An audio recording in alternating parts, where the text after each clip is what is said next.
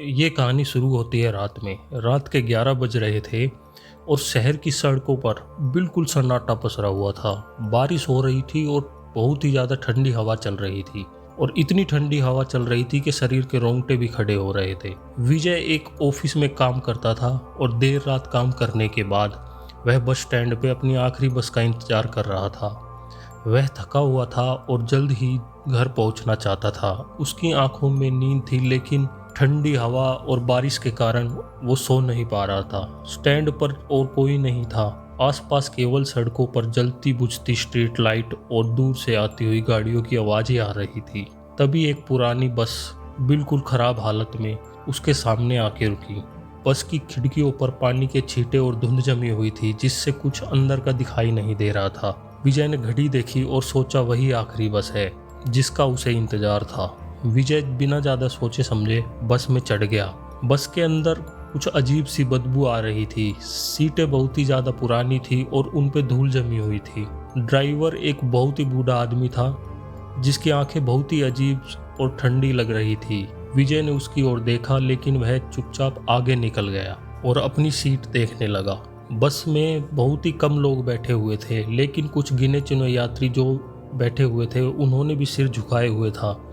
विजय ने एक कोने में एक सीट देखी और वहां जाके बैठ गया। उसने इधर उधर देखा, लेकिन किसी ने भी उसकी ओर ध्यान नहीं दिया। सब लोग बहुत ही ज़्यादा शांत बैठे थे। कोई किसी से बात नहीं कर रहा था। यह सब विजय को बहुत ही ज़्यादा अजीब लगा, लेकिन उसने यह नज़रअंदाज कर दिया क्योंकि रात का टाइम था। सोचा सब नींद के झोंके ले रहे होंगे। बस धीरे धीरे चलने लगी। बाहर का मौसम और ज़्यादा ख़राब हो रहा था, यानी कि बारिश बहुत ही ज़्यादा तेज़ हो गई थी।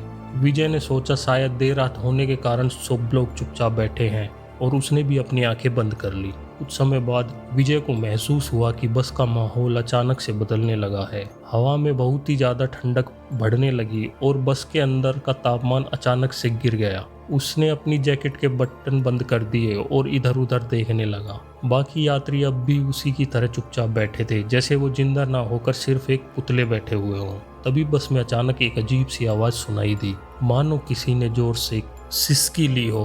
विजय ने तुरंत पीछे मुड़ के देखा, लेकिन वहाँ कोई नहीं था जो कि सिसकी ले रहा था। वह अब सचमुच डरने लगा। वह खिड़की से बाहर देखने लगा, लेकिन बाहर का दृश्य भी उसे अब बहुत ही ज़्यादा धुंधला और अजीब दिखाई दे रहा था। सड़कों पर कोई नहीं था और मानो किसी अनजान दिशा में बस जा रही थी। विजय ने ड्राइवर से पूछने की सोची, लेकिन जब वह ड्राइवर की ओर देख रहा था तो उसे ड्राइवर के चेहरे पर एक अजीब सी मुस्कान दिखाई दी, जो हर बार देखने पर और ज़्यादा गहरी हो रही थी। विजय ने बस के बाकी यात्रियों को गौर से देखना शुरू किया। सभी यात्री अजीब तरीके से बैठे थे। किसी की भी आंखें नहीं झपक रही थीं और न ही कोई हिल रहा था। उनके चेहरे बिल्कुल मरे हुए थे। उनके चेहरे पर किसी भी तरह का भाव या इमोशन नहीं था। विजय ने सोचा कहीं ये लोग जिंदा तो नहीं हैं। उसका दिल जोर जोर से धड़कने लगा। वह पीछे वाली सीट पर बैठे एक व्यक्ति की ओर बढ़ा और उसे धीरे से हिलाया, लेकिन उस व्यक्ति का शरीर ठंडा और कठोर था और ऐसा लग रहा था जैसे वो मरा हुआ हो। विजय ने डर के मारे तुरंत अपना हाथ पीछे खींच लिया और दूसरी यात्रियों की तरफ देखा। सभी लोग सेम वैसे ही बैठे थे, जैसे कि सभी के सभी मरे हुए हों। वे सब एक जैसे बैठे थे, जैसे कि वो काफ़ी टाइम से इस बस में ऐसे ही बैठे हो। अब विजय का डर हड्डियों तक पहुंच गया। वह समझ नहीं पा रहा था कि आखिर ये हो क्या रहा है, लेकिन खिड़की से बाहर देखा तो सड़कों पर भी बहुत ही ज़्यादा धुंध दिखाई दे रही थी और बस ऐसी सड़कों पर चल रही थी कि जो विजय ने आज तक नहीं देखी थी। विजय को एहसास हो गया था कि कुछ बहुत गलत हो रहा है। उसने तुरंत ड्राइवर से बात करने की सोची। वह डरते डरते ड्राइवर के पास गया और बोला, भाई साहब, यह बस कहाँ जा रही है और यह रास्ता कौन सा है जो मैंने आज तक नहीं देखा। ड्राइवर ने बिना उसकी तरफ देखे जवाब दिया, यह बस उन लोगों के लिए जो अपना रास्ता भटक चुके हैं और भूल चुके हैं। विजय का दिल तेजी से धड़कने लगा। क्या मतलब है आपका? विजय ने बहुत ही ज़्यादा डरते हुए पूछा। ड्राइवर ने अब उसकी ओर देखा और ड्राइवर की आंखों में अजीब सी चमक थी। तुम्हें नहीं पता, यह आखिरी बस है। जो एक बार इस बस में चढ़ता है वह वापस नहीं जाता। विजय के रोंगटे खड़े हो गए। उसे समझ में आ गया कि वह किसी डरावनी स्थिति में फंस चुका है। उसने बस से तुरंत उतरने की सोची, लेकिन बस के दरवाजे बंद थे अब वो बहुत ही तेज़ी से सांसें लेने लगा और वह बहुत ही ज़्यादा घबरा गया और वह अब समझ चुका था कि वह यहाँ पे फंस चुका है। विजय ने पूरी ताकत से दरवाजे खोलने की कोशिश की, लेकिन वे बहुत बुरी तरह से जाम हो चुके थे। उसने खिड़कियों से बाहर कूदने की भी कोशिश की, लेकिन खिड़कियां भी बंद थी। अब उसे एहसास हो गया था कि यह कोई नॉर्मल बस नहीं है और यह बस उसे कहीं और नहीं, दूसरी दुनिया में ले जा रही है। विजय ने बस में जोर से चिल्लाना शुरू किया, मुझे यहाँ से निकालो, कोई मेरी मदद करो, कोई मेरी हेल्प करो। लेकिन बस में उसकी कोई आवाज़ नहीं सुन रहा था। बाकी यात्री वैसे ही बैठे थे जैसे पहले बैठे थे, मानो वो इस दुनिया में हो ही नहीं। बस की रफ्तार अब बहुत ही तेजी से बढ़ने लगी और विजय ने देखा कि बाहर जो सड़क थी अब वो बिल्कुल बदल चुकी है।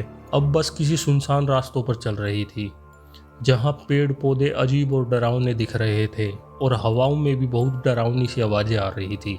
बस अब एक बहुत ही गहरे जंगल में जा चुकी थी। विजय ने महसूस किया कि उसका शरीर भी अब धीरे धीरे ठंडा होने लगा। अब समझ नहीं पा रहा था विजय कि उसके साथ आखिर हो क्या रहा है।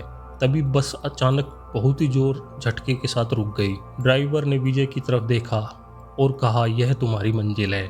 विजय ने बाहर देखा तो वहाँ एक पुराना उजड़ा हुआ शमशान था। शमशान में चिता जल रही थी और वहाँ केवल धुआं और राख थी। विजय ने महसूस किया उसके पैर अब जमीन से चिपक गए हैं। वह हिल नहीं पा रहा था और उसके आसपास की दुनिया मानो घूमने लगी और उसकी आंखों के सामने धुंध छाने लगी और उसने महसूस किया कि आत्मा उसके शरीर से बाहर खींची जा रही है। ड्राइवर ने हंसते हुए कहा, यह बस केवल उन लोगों के लिए है जिनकी आत्मा खो चुकी है, तुम अब इस दुनिया के नहीं रहे। विजय ने महसूस किया कि उसके शरीर से जीवन की ऊर्जा खत्म हो चुकी है और उसके हाथ और पैर बिल्कुल ठंडे पड़ चुके हैं, जैसे पत्थर बन चुके हों। वह कुछ भी नहीं कर सकता था। बस के अंदर की रोशनी भी धीरे धीरे मंद पड़ने लगी। उसकी आंखों के सामने अंधेरा छा गया। विजय की चीखें बस की दीवारों में गूंज रही थी, लेकिन अब इसे सुनने वाला कोई नहीं था। बस के दरवाजे अचानक खुल गए और उसकी आत्मा शमशान की ओर खिंचती चली गई।